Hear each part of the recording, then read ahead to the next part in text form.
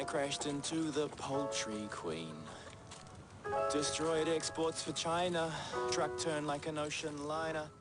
The end result may look seamless, organic even, but right from the start, its stars knew this was going to be a major. Hugely ambitious, yeah. This one, I could tell from the audition, was kind of on another scale. The director's vision, a world of disaster on a quiet suburban street. The car crash with a chicken truck that's led to the destruction of a house. There's a burglary going on, there's a house burning, so in the space of this 170 metres, there's an array of disaster. Cue a shoot involving a gang of stuntmen, 190 chickens, and a whole lot of pyrotechnics, all coordinated in one seamless, unbroken shot. The idea is about not breaking your stride, that with state you can kind of have a disaster but kind of brush it off a little bit because you know you've got that kind of support. First, every camera position, every explosion, every actor's step was carefully plotted using 3D animation. A spider camera rig, like they use for rugby games, captured one of the longest single-shot commercials in New Zealand history. From the word action to the word cut, that whole 90-second process where there's heaps of stuff going on had to be all in sync. It was quite nerve-wracking actually, because I knew that if I made a mistake, then it meant that everybody else would maybe have to start all over again. A half-finished development in South Auckland provided the location. Over weeks, the crew spruced it up, built the facade of a house so they could burn it down, and even built an extension onto a local's home which the poultry queen crashed into. My truck is lodged into the front of a house that they've built onto an existing house. This whole yard didn't exist. There was no grass, there was no trees and bush, there was nothing there, there was no path. They built all of that from nothing. You might recognise Jesse O'Brien. It's been a wild ride for this young man. Came fourth in New Zealand Idol a few years back. Could only see the way she loves me. He was a bit shocked to find he'd be holding a chicken called Patricia for the whole shoot. It was hot, the sun was beating down, I was sweating. Poor Patricia was sweating thanks to me. I was worried I was cooking her. Geraldine Knox is the voice behind one of the ad's more memorable lines. One thing we know for certain, the flames went up the curtain, kitchen's ablaze but helps alive at last. In real life, she's a lawyer for state.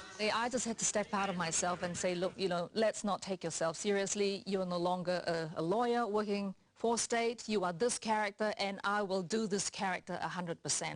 The shoot didn't quite go as planned. As you can see from rehearsals, the original burgled man was injured. He was very committed to the role and he took a fall and kind of tumbled. A new actor had to step in last minute. Just woke up from the strangest dream.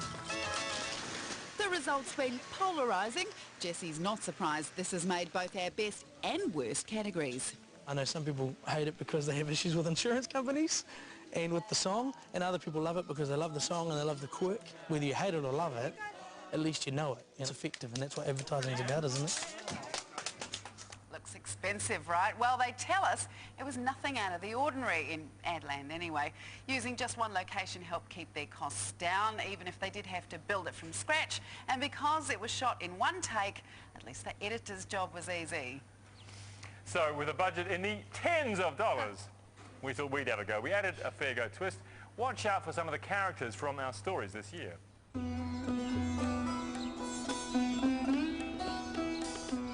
Last night I had the strangest dream. I got a call from Mumbai. They said my laptop would die unless I gave them full control of it. The fault is in the hard drive. What does that mean? Ain't nothing gonna break my stride. Nobody's gonna slow me down. Oh no. Fair Go will keep you moving. Last night I rang Fair Go and said help me. T-shirts on sale at Supre. That sounds like something I'd say. They took my intellectual property. Hey. Call the retailer first. Then call the team. And Fair Go. Ain't nothing gonna break my stride. Nobody gonna slow me down. Oh no, Fair Go will keep you moving. I was drinking Marlowe in my dressing gown. One thing you know is for certain. This stout's a different version. It's not delicious and it makes me frown. We Kiwis think this version's just not as brown. Ain't nothing gonna break my stride. Nobody can slow me down. Oh no, they go will keep you moving.